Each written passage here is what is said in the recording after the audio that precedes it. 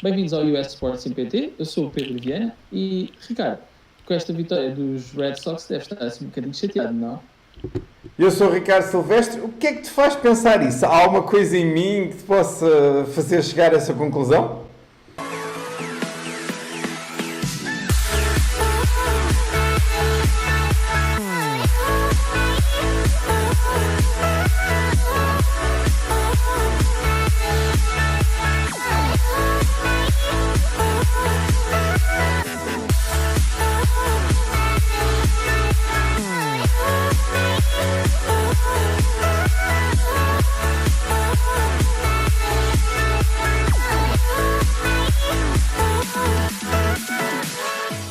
Ora, sejam bem-vindos, como o Pedro disse, ao US Sports MPT, todas as coisas de esporte americano em português de Portugal. Agora, na segunda season, o modelo é um bocadinho diferente. Neste caso, vamos ter 5 temas e que vão passar todos os desportos americanos que nós costumamos passar aqui. Portanto, eu desafio o Pedro para o Pedro agora se tornar um especialista de todas as coisas do desporto americano em português de Portugal. E nem por isso estavas a brincar comigo, mas Pedro, vamos começar agora.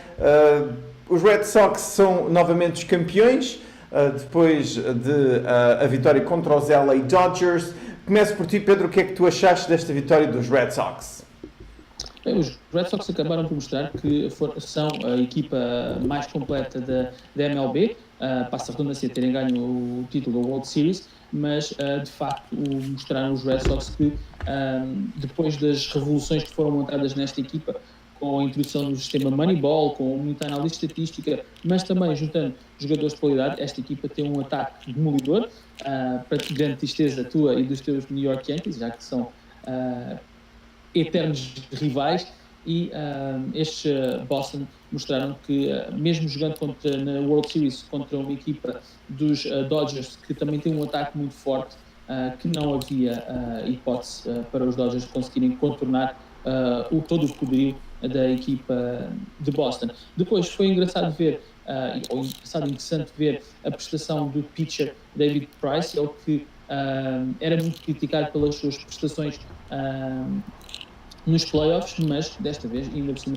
na World Series, a dar o melhor de si e a arrumar os Dodgers nesta série em apenas 5 jogos. Muito bem, Pedro, como tu disseste bem, custa-me um bocado dar a mão à palmatória, mas estes Red Sox foram a equipa sem dúvida mais forte, tanto da época regular como dos playoffs. Aliás, despacharam os Yankees, despacharam os campeões em título, os Astros, e depois ganharam os Dodgers, como o Pedro estava a falar. E Pedro, eu ainda estou mais preocupado, eu explico porquê. Porque se olharmos para algumas das idades dos titulares, Mookie Betts tem 26 anos, o Benintendi tem 24, o Bogaerts tem 26, o Devers tem 22, o catcher Sandy Leon tem 29 anos, para um catcher não é nada de especial, e depois temos o Bradley Jr. com 28 anos. Portanto, esta equipa, infelizmente, ainda parece que nos próximos anos vai dar muita dor de cabeça na Liga Americana. E para acabar a minha parte, eu também falava dos pitchers, como tu já referiste, tanto o Price como o Sale, como o Porcello, se a equipa dos Red Sox mantém este núcleo duro, eu vejo esta equipa a ser novamente grande candidata para o ano que vem. O que é que tu achas? Eu penso que sim, eu penso que, tal e qual como tu disse, esta equipa é jovem, é bem treinada, mantendo estes jogadores todos sob contrato e fazendo uso de toda a tática que têm utilizado, não só a nível estatístico, mas também aquilo que têm demonstrado dentro de campo. Eu acho que esta equipa dos Red Sox tem mais do que qualidade e apetências para poder continuar a repetir este título nos próximos anos. Eu diria que há bocado estavas a dizer que os Yankees são os grandes rivais, ou neste caso os Red Sox, os grandes rivais dos Yankees, mas Pedro, o problema é que eu não sei se a rivalidade é assim tão grande, uma vez que nas última década, tal como um pouco como tem acontecido com outra equipa que a gente bem conhece, e daqui nada vamos falar com ela, com os Patriots, mas não sei se há grande rivalidade, porque os Red Sox vão ganhando. É verdade que os Yankees ganharam um título neste ano e ganharam os Astros, como a gente bem sabe, o ano passado, mas tem sido um pouco o domínio desta equipa de Boston. Tu achas que isto é positivo para a Liga, ou é melhor um ano ganha um, um ano ganha outro? Ainda por cima nesta Liga parece que ganham sempre os mesmos. O que é que tu achas disso? Eu acho que é sempre o público quer ver sempre jogos de qualidade, independentemente de quem seja a equipa a a ganhar, não é? Vemos a mesma coisa na NFL, por exemplo, quando temos os anos de superioridade dos Patriots, mas, portanto, acho que acima de tudo o que os fãs querem ver é bom beisebol com pontos, com hits, com home runs.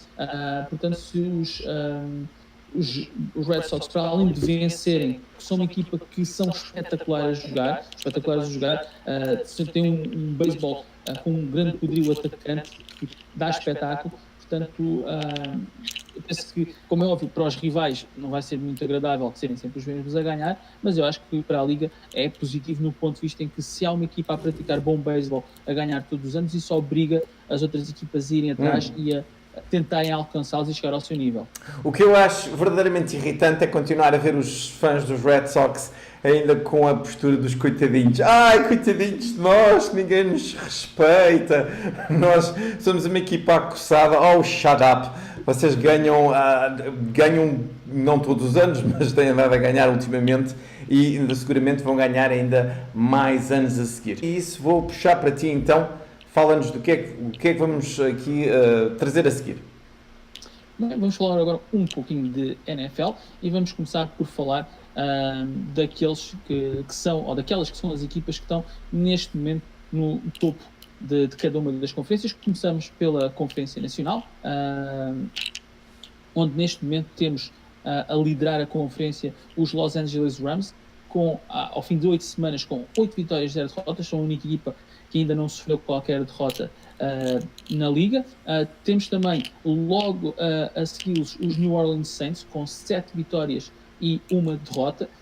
Também uma equipa que está taco a taco com a equipa de Los Angeles, a lutar pelo topo da NFC. Temos também a liderar, neste caso, a NFC Este, a equipa de Washington, que, assim sorrateiramente, como quem não quer a coisa, está a liderar a sua divisão e apenas segue um jogo atrás da equipa de New Orleans. E temos também, agora mais a norte, a equipa dos Chicago Bears, que de certa forma foi uma surpresa este ano, mas que lidera a sua divisão, também muito por custa daquilo que tem sido a capacidade de Matt Nagy de liderar a sua equipa, chamando das jogadas no ataque, ele que é agora o novo treinador principal da equipa de Chicago, mas também com a adição de Khalil Mack na defesa. E para finalizar, dizer neste momento aqueles que seriam os wildcards, uma equipa que também tem estado assim a passar um pouco entre os pingos da chuva, neste caso os Carolina Panthers. Tem-se falado pouco deles, mas que neste momento apenas com 2 derrotas são uma das equipas que também está aqui metida nesta luta pelo topo da divisão, da Conferência Americana. Diz-me, Ricardo, o que é que tu achas destas equipas? Como é que está o topo da NFC? Eu acho que os Packers estarão a afiar as unhas para apanhar os Rams outra vez nos playoffs. Como os nossos seguidores da NFL devem ter visto ou no jogo ou nos resumos, há ali uma jogada que é uma jogada que, aliás, Pedro, podemos falar rapidamente nela, que o Montgomery sai da end zone após um punt para tentar ganhar jardas, perde a bola e por causa disso o Aaron Rodgers não tem uma última posse de bola que, conhecendo como a gente conhece o Aaron Rodgers, o mais certo era ele ter conseguido levar a equipa até ao field goal. Portanto, neste caso, utilizando a expressão em inglês que tanto gostamos, os Rams, they dodge a bullet. De qualquer maneira, a equipa de LA continua a ser o topo da conferência. É verdade que os Saints, como tu disseste, estão muito bem, mas Pedro, os Saints, para afirmar isso, vão ter que ganhar em casa este fim de semana contra esta equipa de LA. E é verdade que os Rams também têm um jogo muito difícil contra Kansas City na cidade do México, portanto, no México, passando a redundância. Portanto, Pedro, eu acho que o topo está aqui e depois eu diria que nos playoffs, como tu disseste bem, Carolina pode ser uma ameaça, os Packers pode ser uma ameaça. Eu não confio nem em Washington nem em Chicago. Acho que estas duas equipas, principalmente Chicago, enfim, é verdade que a gente fala muito de Trubisky, mas eu também não acho que para já o Trubisky seja alguém que possa lutar contra as melhores equipas da NFC, e o Washington eu acho que também é uma equipa muito suspeita. Sim, sem dúvida. E começando pelos vários aspectos que falaste, neste momento dizer que O mal-estar em Green Bay foi tanto com aquele fumble provocado pelo Ty Montgomery, que neste momento já foi trocado para Baltimore, portanto, adeus Montgomery, já não fazes mais fumbles em Green Bay. Depois, dizer que de facto este fim de semana vamos ter um jogão, vai ser o jogo da semana, o jogo entre os Rams e os Saints, na casa dos Saints em New Orleans, um estádio muito difícil, onde é muito difícil jogar, é muito difícil para as equipas adversárias e, portanto, vai ser um verdadeiro teste, tanto para uma equipa como para outra, mas eu diria mais um teste para os Rams, porque num ambiente hostil, fora de portas, vão ter que mostrar se realmente são a melhor equipa da NFC e da NFL ou não. E, como tu disseste também, um grande duelo é esperado entre os Rams e os Chiefs no México. Portanto, claramente estou contigo. Acho que as duas equipas de topo na NFC serão os Rams e os Saints, e existe aqui um pelotão que os segue, que ainda está assim no final da cauda, um bocado mais. Eu vou te interromper porque não esquecer Seattle. O Seattle pode muito bem na segunda parte da época tornar-se uma equipa muito competitiva e muito difícil também. Muito bem, lanço eu agora o próximo tema e neste caso vamos falar do topo da Conferência Americana. Esse topo neste momento está com a equipa sensação do ano, Kansas City Chiefs, que apesar de terem uma derrota, é verdade que têm estado, sem dúvida nenhuma, a despertar todas as atenções da liga. Perderam contra os New England Patriots, como bem sabemos. Os Patriots, esses também estão sempre por perto, a gente já sabe como é que é. Daqui a 30 anos, quando a gente estiver a falar da NFL, os Patriots estão sempre por perto. E temos também os San Diego Chargers, que também estão ali na luta, e claro, também um dos habituais, os Pittsburgh Steelers. Pedro, passando já para ti, porque o que é que tu achas que pode sair do topo desta Conferência Americana? Eu penso que o eterno candidato serão sempre os New England Patriots. Nós já sabemos que começa a época e temos que contar sempre com o New England, apesar de terem tido um início que não foi dos melhores. Já ouvia muita gente a dizer que era o fim da dinastia dos Patriots, mas claro, quando as coisas voltaram aos eixos, eles voltaram a mostrar que são uma das melhores, se não a melhor equipa da AFC. São a única equipa que até agora conseguiu bater os Chiefs, e isso diz muito, e mostraram para toda a liga como vencer os Chiefs. E pegando nisso, os Chiefs, que por seu lado têm um ataque fantástico, cheio de armas à disposição de Mahomes, mas é como já disse, apesar de terem menos derrotas do que New England, já está ali a marca, há sangue na água, portanto há uma maneira de sabe-se como é que é possível parar estes Chiefs. Claro que nem todas as equipas têm poderio para fazer, mas claramente um dos fortes candidatos a chegar bem longe nos playoffs, vindo do lado da AFC. Do outro lado, os suspeitos do costume, os Steelers lideram a divisão da AFC Norte, eles que mesmo são Le'Veon Bell, continuam a liderar a sua divisão. Vamos ter mais 2 semanas a novela do Le'Veon Bell, ver se ele se apresenta até à semana 10, ou se não se apresentar, este ano não contará como ano de contrato e não poderá ser free agent no fim da época. Portanto, vamos ver como é que isto vai correr até lá. Depois, também como líder de divisão, temos os Houston Texans, começaram a época muito mal, e já se pensava que a época estava perdida, e os Texans também, talvez por estarem na divisão da AFC Sul, que parece que ninguém se quer chegar à frente da divisão. Os Texans têm estado por ali com Deshaun Watson de certa forma dar uma volta de 180 graus naquilo que estava a ser o percurso da sua época. E nos wildcards temos os Chargers, que sem se dar muito por isso, estão ali no fim da cauda dos wildcards e só têm derrotas contra Rams e Chiefs. Portanto, ter atenção a estes Chargers. Eu ia pegar exatamente por isso a equipa de Los Angeles, que quando joga no estádio que tem mais fãs da equipa adversária do que dos Los Angeles Chargers. Os fãs esses, como a gente sabe, ficaram em San Diego e não têm lá muita paciência para ir ao StubHub. De dizer também que, e concordo contigo, que será interessante ver, se calhar a nível lá por baixo é verdade, mas será interessante ver como é que a AFC Sul vai desenrolar nas próximas semanas. É verdade que os Texans estão competitivos, mas não dormir sobre os Colts. Os Colts têm feito bons jogos. Andrew Luck parece que recuperou aquela que era a sua forma de anos passados e, portanto, será interessante. Agora, Pedro, para mim o que foi uma grande desilusão, ou tem sido uma desilusão para já, tem sido Baltimore. Baltimore começou bem, agora escorregou. É verdade que a equipa de Baltimore pode sempre a qualquer momento tornar a ter 3, 4 vitórias de seguida, porque os Steelers, e como tu disseste bem, enfim, está um pouco disfuncional aquela casa, o que até nem é nada habitual, mas esta saga do Le'Veon Bell já começa a meter nojo. Mas os Browns não são por aí competitivos, os Bengals, esses sim, poderão ser uma equipa também interessante, mas depois a gente já sabe, quando chegam aos playoffs não fazem nada. Portanto, antecipo mais igualdade ou mais paridade a nível, talvez um pouco como eu estava a dizer, a nivelar o por baixo. Os Jacksonville Jaguars também, a situação do quarterback não ajuda nada.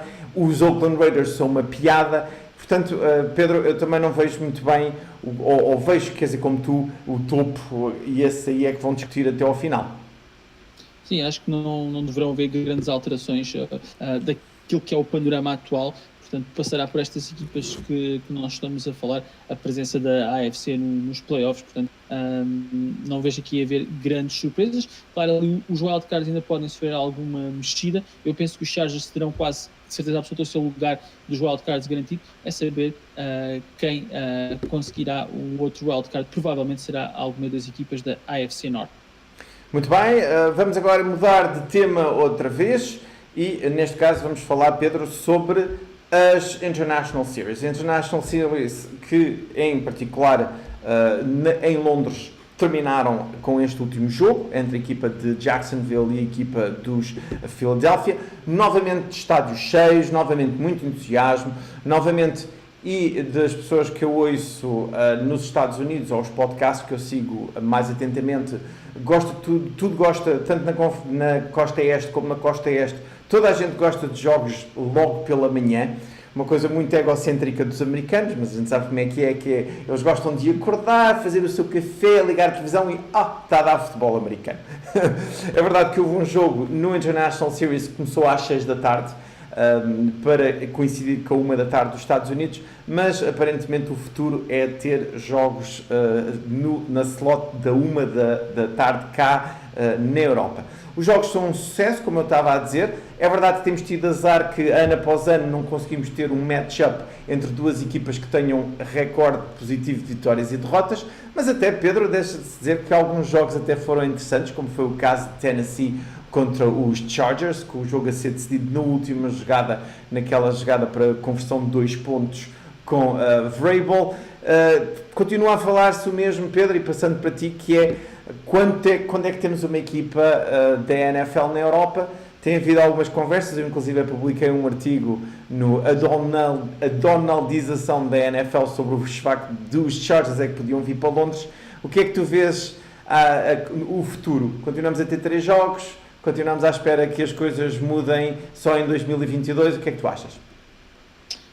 Eu penso que o ponto número 1 e que vai ser o motor da expansão ou da internacionalização da NFL vai ser sempre os lucros. E aquilo que tem sido notório ano após ano é que aumenta-se o número de jogos e a atenção dos fãs não está a ser diluída. Antes, pelo contrário, os jogos têm constantemente esgotado, estádios cheios, muita gente, muito dinheiro a ser feito, e enquanto houver dinheiro a ser feito, a NFL vai continuar a apostar na International Series. Eu penso que o passo para já não vai passar por haver uma equipa em Londres, mas sim por se ir aumentando gradualmente o número de jogos em Londres, até para se começar a perceber como seria ter uma equipa ali a jogar durante 8 jogos em casa, e se calhar acho que vai ser esse o número de corte. Ou seja, acho que vamos ver gradualmente, ano após ano, os jogos aumentarem, e quando se chegar ao momento em que se tenha 8 jogos em Londres numa época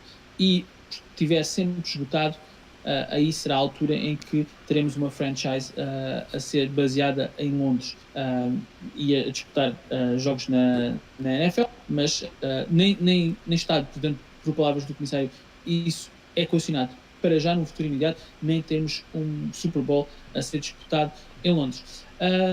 Voltando à parte do horário dos jogos, eu acho que é extremamente positivo estes jogos na Europa começarem mais cedo. Primeiro porque dá-nos mais um jogo num slot horário diferente, portanto, menos jogos a acontecer ao mesmo tempo. Os fãs podem ter mais jogos sobre os quais estão atentos e a verem em primeira mão. e depois também porque a nível dos jogadores o feedback tem sido muito positivo, ou seja, para nós fãs isto não é algo que seja tão palpável, mas para os jogadores é muito importante ter os jogos sempre a começar à mesma hora, porque os seus relógios biológicos habituam-se a isso. Apesar de terem o jet lag de vir para a Europa, continua a ser positivo eles terem os jogos a começar relativamente à mesma hora que teriam se estivessem nos Estados Unidos. Uma coisa que eu não gostei foi ter uma cabine com 4 comentadores da NFL Network. 4! Leiam o meu artigo de domingo porque eu tenho algo a dizer sobre isso.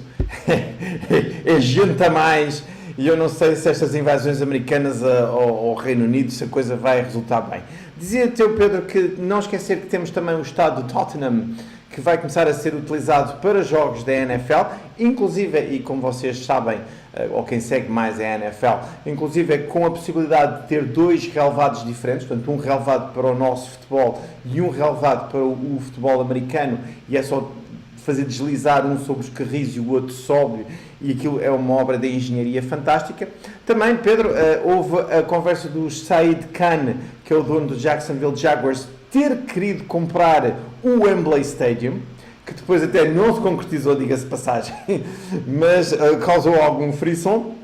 Portanto, são coisas todas para continuar a acompanhar. Agora vamos ter, no México, na cidade do México, o jogo, inclusive, onde vai jogar a equipa aí do Pedro Vieira. Tema, e neste caso vamos falar da NBA. E Pedro, vamos falar da NBA, tenho que passar para ti, porque tu é que és o grande especialista da NBA aqui no nosso show. Temos que começar a convidar o pessoal da NBA para vir aqui fazer uma perninha connosco. Sem dúvida. Então vamos começar por um tema que tem sido bastante interessante neste início da época da NBA. Neste caso vamos falar de Doncic, o novo jogador dos Dallas Mavericks, ele que está a estrear este ano, ele que já tinha jogado na Europa no Real Madrid, conquistou bastantes títulos, este ano é rookie na NBA e para já, o que é que tu estás a achar? Se é jogador da tua equipe, o que é que tu estás a achar da prestação dele nos Dallas Mavericks? Este foi um tema que foi escolhido pelo Pedro, vamos dizer. Eu não tive nada a ver com esta escolha. Não, brincar. Ora, muito bem, como o Pedro disse muito bem, primeiro os Dallas Mavericks são a minha equipa enquanto lá estava, ou enquanto ainda lá está o Dirk Nowitzki. Aliás, tenho uma camisola para provar isso mesmo. Mas agora, Pedro, com esta escolha no draft dos Dallas Mavericks, que sobem para a terceira escolha, vão tirar a escolha à Atlanta para ir buscar o Luka Doncic. Eu acho que foi uma excelente iniciativa por parte tanto de Mark Cuban, como o dono da equipa, como também do seu General Manager, irem buscar esta vedeta. Ele tem 19 anos neste momento, mas como tu disseste, já joga profissional desde os 16 no Real Madrid, inclusive também pela Eslovénia, já jogou no Campeonato da Europa, onde foram campeões. O Luka está neste momento, estamos muito no início da época, é verdade, com uma média de 19,6 pontos por jogo, 6,3 ressaltos, 4,4 assistências e 34 ou quase 35 minutos por jogo. Eu tenho visto os jogos, até eu acho muito diferencial. O que é que isso quer dizer? Ele pode tomar conta do jogo, inclusive marcou 29 pontos no jogo, onde foi ele que claramente levou a equipa para a frente, mas eu continuo a vê-lo a querer passar muita bola, principalmente para o seu poste, para os bases que aparecem sozinhos na linha de 3 pontos. Portanto, ele está-se a acomodar, está-se a adaptar a esta vida da NBA. Mas, Pedro, ainda antes de passar para ti, agora neste último jogo contamos agora a fazer este show, eu acabei de ver o jogo contra os Los Angeles, os Lakers, de dizer que Carlisle definiu a última jogada que podia ter dado o prolongamento, não fosse depois uma falta estúpida sobre o LeBron James que deu lances livres,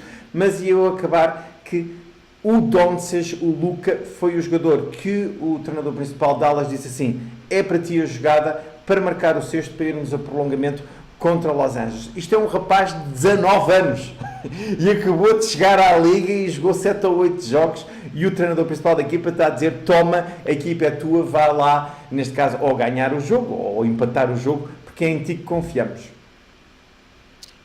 Sério, eu acho que para Dallas tem sido, esta aquisição foi muito importante, não só no panorama desportivo, dentro das 4 linhas, pela capacidade que o jovem Doncic tem, e tem-se visto que nos jogos que Dallas disputou esta época, sempre que Doncic marca mais do que 20 pontos, a equipa consegue chegar às vitórias, a equipa tem outro potencial, e faltava a Dallas este star power, ou seja, eles que estão na Conferência Oeste e onde militam lá os Golden State Warriors, que é a equipa de sonho neste momento da NBA. Depois os Lakers, agora com a adição do LeBron James, estão mais do que no radar, porque já uma vez estiveram nas últimas épocas, portanto são, pode-se dizer assim, as duas mais fortes equipas de quem se fala mais, e Dallas com esta aquisição de Doncic claramente a tentar dar o salto e intrometer-se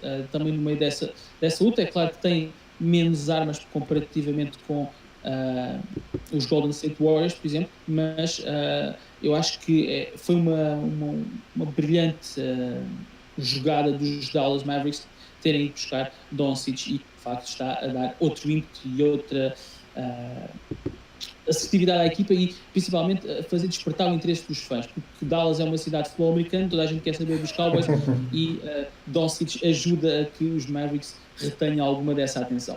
Aliás, eu acho que ainda é cedo, como estavas a dizer, há muitas equipas boas no Oeste, além daquela que tu disseste, há sempre o San Antonio Spurs, neste caso também há os Houston Rockets, a equipa de Utah, a equipa de Denver, a equipa de Portland. Portanto, não vai ser este ano que eu vejo Dallas sequer entrar nos playoffs, mas é a minha convicção, espero não estar enganado, claro, ainda por cima eu grande fã dos jogadores europeus, mas é a minha convicção que Doncic poderá ser um All-Star, poderá ser a pedra basilar de uma equipa de Dallas que se torna competitiva no futuro.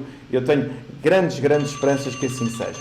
Muito bem, com o final deste segmento vamos avançar para falar com vocês, os nossos seguidores.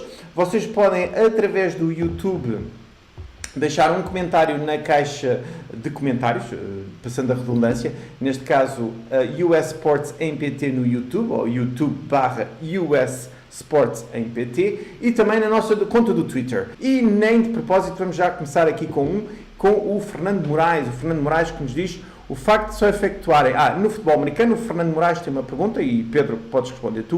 O facto de só se efetuam um passe com a mão para a frente por jogada no futebol americano, repito, diz o Fernando, ou pergunta ao Fernando, porquê é que não podem continuar a passar? É regra ou é tática? Pedro?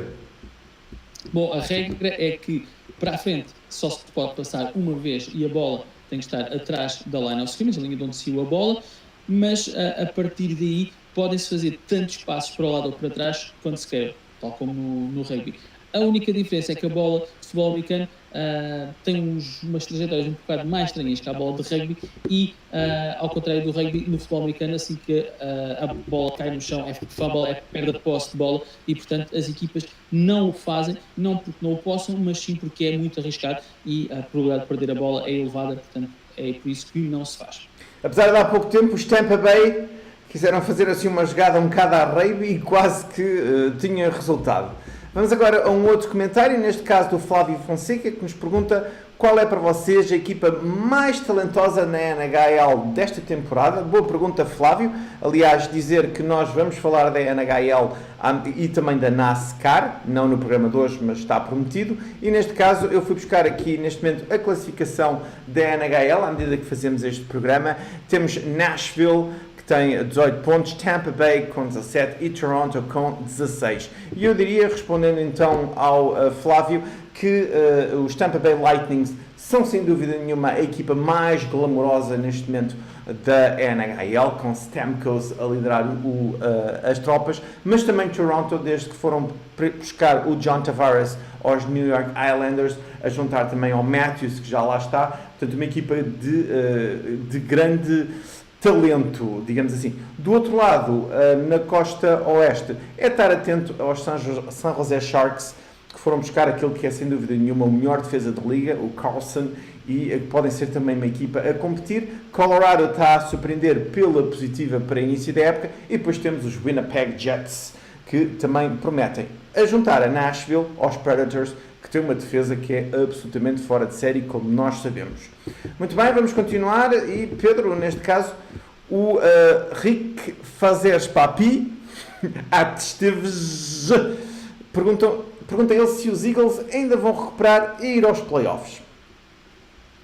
Bem, os Eagles não têm tarefa fácil, apesar de na última semana terem conseguido uma vitória contra os Jacksonville Jaguars. Parece claramente que esta equipa dos Eagles não está ao nível daquilo que nos habitou na época passada, mas aqui neste momento já leva alguns jogos de desvantagem contra a equipa de Washington. É certo que ainda não jogaram entre si e os Eagles podem aqui recuperar um pouco dessa desvantagem. Vamos também ver como é que Golden Tate entra na equipa. Ele foi a última troca antes do deadline feita pelos Eagles. Vamos ver se isso aumenta o potencial atacante da equipa, mas claramente estes Eagles não estão a ter as performances que tiveram na época passada, mas numa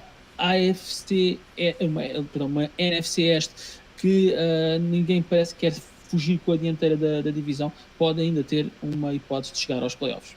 Eu também vou concordar com o Pedro, que é Rick Fazeres Papi Esteves, que é, eu acho que os Eagles realmente estão a tentar enterrá-los cedo demais, assim é que é. Claro que também o Carson Wentz como titular, depois daquele ano de fora, a equipa também vai demorar a acertar bem, já se viu lives de qualidade em Londres.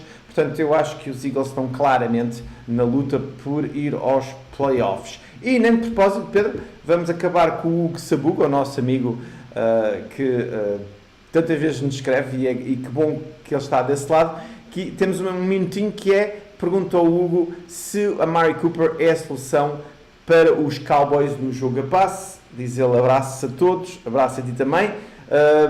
Pedro, é a Amari Cooper o problema, a resolução do problema de Dallas este ano? O que é que tu achas? Bem, pelo menos já não vou haver desculpas. Ou seja, se a desculpa antes era que Dak Prescott não tinha bons receivers para quem lançar a bola, agora já lá tem o Amari Cooper. Portanto, claramente é um upgrade em relação àquilo que os Cowboys tinham. Se os Cowboys pagaram demasiado por ele ou não, isso é outra história. A questão é que agora não há desculpas para o jogo em passe. Tem Cole Beasley, que é o excelente receiver do slot, e ele que vai fazer aquelas rotas mais curtas. Tem Tavon Austin para complementar com a sua velocidade, e tem a Amari Cooper, que é um receiver número 1 autêntico da liga, que já não pode haver agora desculpas. E também chegamos ao final do programa, de relembrar que podem deixar um comentário ou uma pergunta para nós dizermos aqui no ar, tanto na nossa conta do Twitter, @NFLMPT, há bocado não disse, vou meter aqui uma imagem que tem exatamente o sítio onde vocês podem deixar a vossa pergunta ou comentário, ou então na caixa de comentários do YouTube/US Sports MPT. Pedro, vamos ficar por aqui, mas prometemos voltar. Obrigado por ter estado comigo. Obrigado, eu, Ricardo. Pelo Pedro Viana, sou o Ricardo Silvestre e encontro marcado para breve.